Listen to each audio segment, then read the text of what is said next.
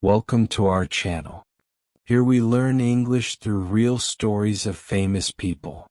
Simple, interesting, and useful. Let's begin. I was born into a country that fought hard to exist. Back in 1776, America stood up to Britain and said, "We want to be free." But Britain didn't accept that easily. They had power, money, and one of the strongest armies and navies on earth. We had almost nothing. For 7 long, painful years, war tore through the colonies. People were poor. Soldiers were hungry. The Continental Army barely had shoes, weapons, or supplies. Still, under George Washington's leadership, the Americans refused to quit. They kept fighting even when giving up would have been easier. In 1781, everything changed at Yorktown. The British Army finally surrendered. 2 years later, in 1783, the Treaty of Paris made it official. The world recognized the United States as a free nation. But the truth is that freedom was incomplete. Even though America was free from Britain, millions of people inside the country were still trapped in chains. Slavery had existed long before independence, and after 1783, it didn't disappear.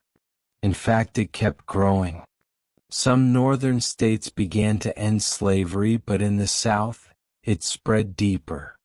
Cotton plantations expanded and cruel laws protected the system. The nation became divided, half free and half enslaved. With every passing year, the tension grew heavier. It was into this divided and uneasy America that I was born. On February 12, 1809, I came into the world in a small one-room log cabin in Kentucky. There was no wealth waiting for me. No privilege. No power. Just cold wood walls and hard ground beneath our feet. My name is Abraham Lincoln. My father, Thomas Lincoln, worked as a farmer and carpenter, but money was always scarce. My mother, Nancy Hanks Lincoln, was gentle and loving. From her, I learned the importance of honesty, kindness, and working hard, even when life feels unfair. We owned very little. Our cabin had no real floor, no glass windows, and no comfort to speak of. Every day was a struggle just to survive. We hunted and farmed for food. Our clothes were made by hand from rough fabric. Life was simple, but it was never easy. When I was 9 years old, tragedy struck our family. My mother became sick and died from milk sickness, a terrible illness caused by contaminated milk. Losing her broke something inside me. That pain stayed with me for the rest of my life. After her death, life became even harder. But in the middle of all that struggle, I held on to one precious thing. My love for learning. Schools were rare where I lived. Sometimes a wandering schoolteacher would pass through the area. Lessons were held in log cabins or barns and lasted only a few weeks before the teacher moved on. All those short lessons combined added up to less than 1 year of formal schooling in my entire life. Because we were poor, most of my days were spent working. I cut wood. I plowed fields. I did whatever was needed to help my family survive. Still, I refused to let hard work bury my dreams. I borrowed books from neighbors whenever I could. At night, I sat by the fire, reading by its dim glow. I read the Bible, Aesop's fables, history books, and law. When I had no paper, I wrote on wooden boards. Slowly, word by word, I taught myself. I started with nothing. No money. No education. No advantage. But my hunger to learn never faded. That hunger would one day grow into the wisdom I needed to lead a broken nation, save the Union, and give real meaning to the idea of freedom. Government of the people, by the people, for the people shall not perish from the earth. This is my story. The story of Abraham Lincoln. After a long and painful stretch of my childhood, a small light finally entered my life. My father remarried, and my new stepmother, Sarah Bush Johnston, brought warmth back into our home. She welcomed me as if I were her own son, with kindness and patience. More than that, she believed in me. While most people only saw a poor farm boy in worn clothes, she saw something more. She noticed my hunger to learn. She noticed the way my eyes lit up around books. She once said, Abraham was different. He wanted to learn. Her encouragement meant everything to me. With her support, my love for reading grew even stronger. Still, life never stopped demanding hard work. Survival always came first. Our family moved again and again, from Kentucky to Indiana, and later to Illinois, always hoping to find better land and a better future. No matter where we settled, I worked nonstop. I split logs, plowed fields, and did whatever farm labor was needed to keep us going. The work was brutal and exhausting. I spent countless hours cutting large logs into wooden rails for fences. Because of that, people started calling me the rail splitter. It wasn't a title of pride at the time. It was simply the life I knew. When I was 19 years old, I took my first long journey away from home. I was hired as a flatboatman and traveled down the Mississippi River. We carried corn, pork, and other farm goods from Illinois to New Orleans, where they could be sold for better prices. That trip was more than just a job. It was my first real look at the world beyond the frontier. But in New Orleans, I saw something that shook me to my core. I watched enslaved men, women, and children being sold in markets like property. I saw families torn apart without mercy. That image burned into my mind and never left me.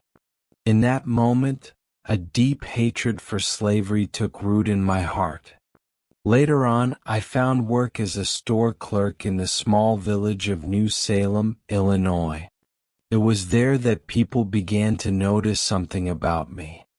I was honest, painfully honest. If I ever overcharged someone, even by a few cents, I would walk miles to return the money. If I gave the wrong weight on a purchase, I fixed it right away. That kind of honesty earned me a name I carried for life, Honest Abe. New Salem also gave me a place to grow my voice. At gatherings, I told funny stories that made people laugh. But when serious matters came up, I spoke with care, fairness, and plain truth. Those moments helped shape the simple, direct way of speaking that I would one day use to reach an entire nation. Through all of it, my hunger for learning never disappeared. I had almost no formal education, but I refused to let that stop me.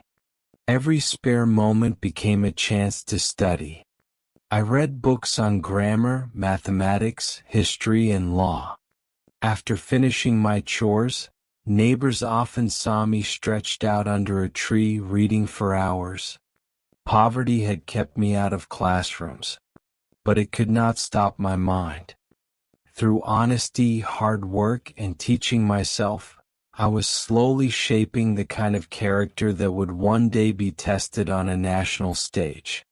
I didn't know it then, but those long years of struggle were preparing me for something far bigger. By the time I reached my early 20s, I had already lived many different lives. I had been a farm laborer, a rail splitter, a flatboatman, a store clerk. Each job left its mark on me. But deep inside, I carried larger dreams. I wanted to understand how the world worked, and I wanted to serve people beyond the borders of my small village. In 1832, when I was just 23 years old, I decided to run for the Illinois state legislature. I had no money to spend, no formal education to show, no powerful friends to open doors for me. All I truly had was my reputation for honesty, my willingness to work, and a growing ability to speak plainly and clearly. The campaign was hard and the result was disappointing. I lost the election. For many men, that kind of defeat would have ended the journey right there. For me, it marked a beginning. Instead of giving up, I made a quiet but firm decision. If I was ever going to serve the people, I needed to become better prepared. So I went back to work on myself. I trained my mind and strengthened my voice. I studied grammar, mathematics, and history with new seriousness. I read law books on my own, page by page and line by line, often borrowing them from friends and walking miles just to return them. At night, I practiced speeches by the light of the fire, listening carefully to the rhythm of my own words. During the day, I joined local debates and discussions, learning how to stand before others and speak with confidence. Little by little, the awkward farm boy faded away. In his place stood a stronger, steadier speaker. My style was simple, but it carried weight. I spoke the way ordinary people spoke. I used stories, humor, and honesty, and people listened. They trusted me because I sounded like them and because I meant what I said. In 1834, I ran again. This time, the people elected me to the Illinois House of Representatives. I would serve 4 terms from 1834 to 1842. As a legislator, I worked for practical improvements that helped everyday citizens. I supported building roads, bridges, and canals so farmers could move their crops and goods more easily. I spoke in favor of education, believing that schools should be open to every child, not just the wealthy. Even though it was risky in those days, I also spoke against slavery. I called it unjust and warned that it was dangerous for the future of the nation. Above all else, I earned respect for being fair and honest. Even my opponents admitted that I argued with reason, not anger. At the same time, I officially began my career in law. I had never gone to college, but in those days that wasn't required. What mattered was knowledge, discipline, and the willingness to learn, and I was ready. I didn't go to law school like most men would today. Instead, I read the law on my own, studying legal books late into the night and learning under the guidance of local lawyers when I could. I taught myself by taking complicated legal passages and rewriting them in plain, simple language until I truly understood what they meant. After years of teaching myself this way, I took the Illinois bar exam in 1836. I passed. At that moment, I became a licensed lawyer. In the courtroom, people began to notice me. I earned respect for my clear arguments, my fairness, and my integrity. I wasn't interested in winning cases at any cost. What mattered to me was justice. Still, my desire to serve the public never faded. In 1838, I ran for Speaker of the Illinois House, but I lost. A few years later, in 1843, I tried to win a seat in the United States House of Representatives, and once again I was defeated. Those losses were painful, but they did not break me. In 1846, I tried one more time. This time I won.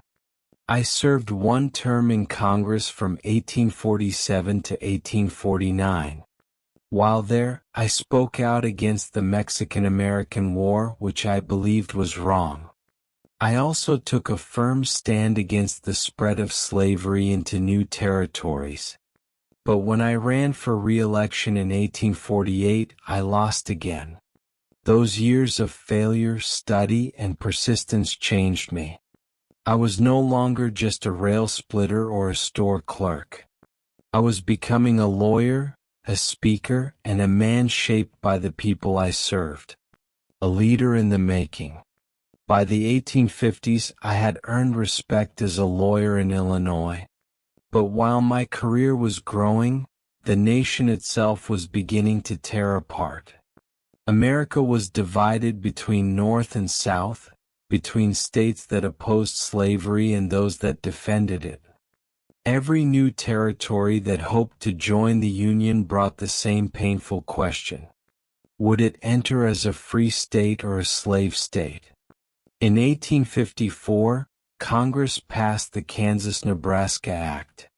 It allowed the people of new territories to decide for themselves whether slavery would be allowed. To me, this was dangerous. It opened the door for slavery to spread across the nation, threatening the future of everything the Union stood for. That law pulled me back into politics with new fire in my chest. I couldn't stay silent anymore. I began giving speeches across Illinois, warning people that slavery was not only wrong but dangerous. I said it threatened the very survival of our country. In one speech, I spoke words that would follow me for the rest of my life. A house divided against itself cannot stand. I warned that the United States could not survive forever, half free and half enslaved. Some people agreed with me right away. Others were furious. But one thing was clear. No one was ignoring me anymore. In 1858, I ran for the United States Senate from Illinois. A Senate seat meant real national power and influence. My opponent was Stephen A. Douglas, a famous and experienced Democrat, well known across the country.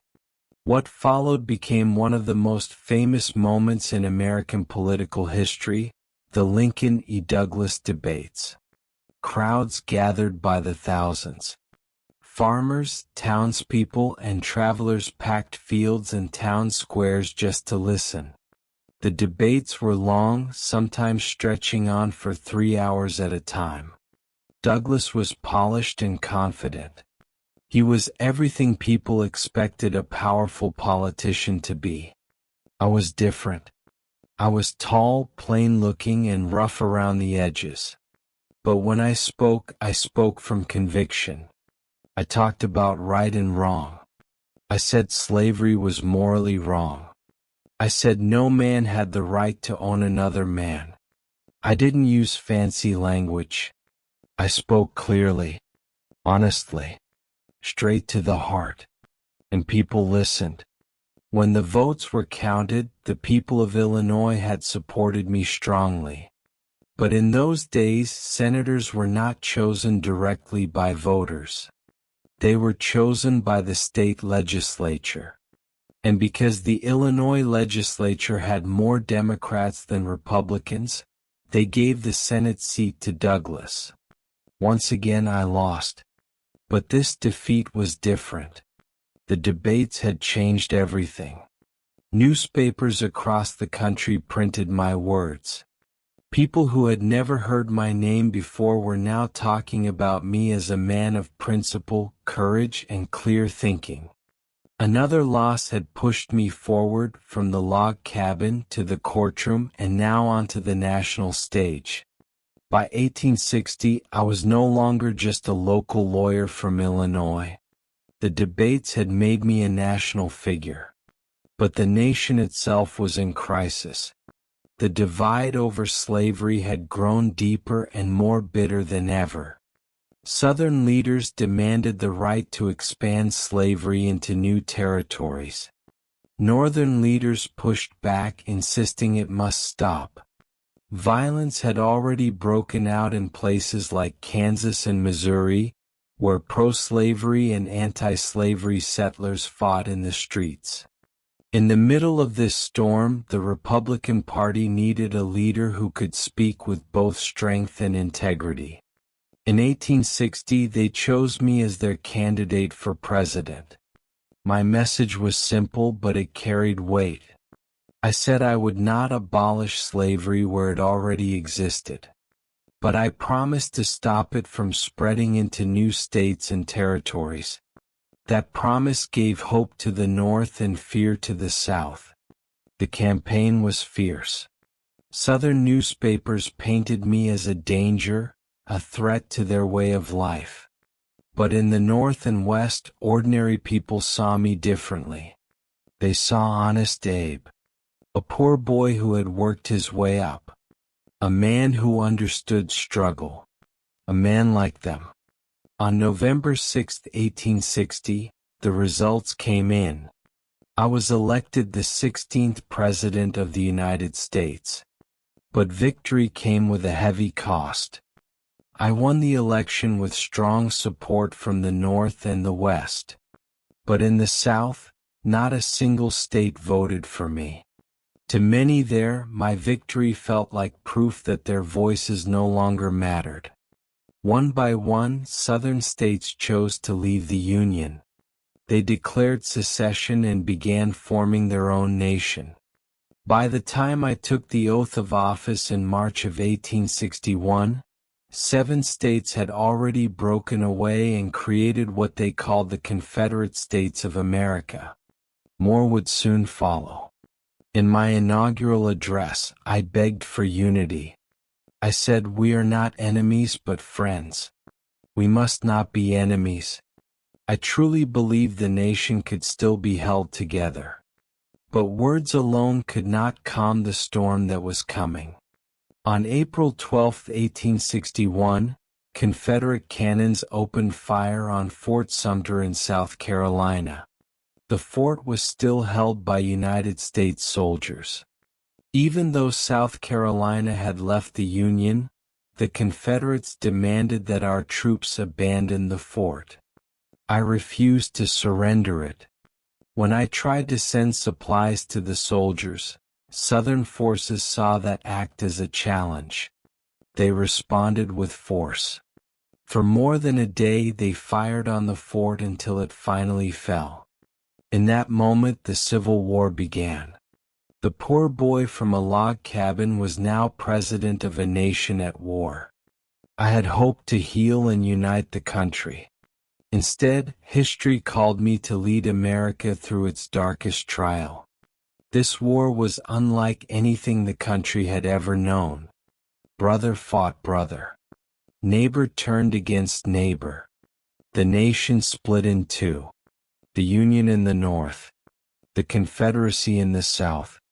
And at the center of it all stood me, a president with almost no military experience. Yet I was now the commander-in-chief of a war that would decide whether the United States would survive at all. In the early days, the Union Army struggled badly. We suffered defeat after defeat. I faced generals who were slow, overly cautious, or unwilling to fight. My frustration grew.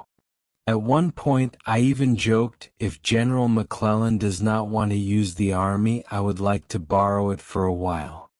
But the war dragged on and the cost was terrible. Thousands of lives were lost. Casualties mounted at places like Bull Run, Shiloh, and Antietam. Each battle brought more grief, more blood, and more pressure on a nation already stretched to its breaking point. Many people called me weak. Some said I wasn't fit to lead. Even men in my own cabinet doubted me. But I refused to quit. Too much was at stake. Night after night, I stayed in the War Department, reading battlefield reports, studying maps, and pushing my generals to act. I visited wounded soldiers, wrote letters to grieving families, and mourned the dead as if each were my own child. As the war continued, I realized it was not only about saving the Union. It was also about ending slavery. On January 1, 1863, I signed the Emancipation Proclamation, declaring enslaved people in the Confederate States free. It did not end slavery everywhere, but it changed the purpose of the war forever. By mid-1863, the nation was bleeding, and the outcome was uncertain. Then came two great victories. In the West, General Ulysses S. Grant captured Vicksburg, giving the Union control of the Mississippi River. In the East, armies clashed at Gettysburg. After 3 brutal days and more than 50,000 casualties, the Union prevailed. The Confederate Army never again invaded the North. On November 19, 1863, I spoke at Gettysburg. My words were brief, but they carried a promise of a new birth of freedom and a government that would not perish. By 1864, Americans were exhausted. Many doubted I could win again. Then General Sherman captured Atlanta, restoring hope. On November 8, 1864, I was elected to a second term. In April 1865, the war finally ended. General Lee surrendered to General Grant, the Union was saved, and slavery was abolished by the 13th Amendment. The nation celebrated peace. But I would not live to see it. On April 14, 1865, I was shot at Ford's Theater. I died the next morning. I rose from a log cabin to the White House. I helped save the Union and end slavery. And my words still echo. Government of the people, by the people, for the people shall not perish from the earth.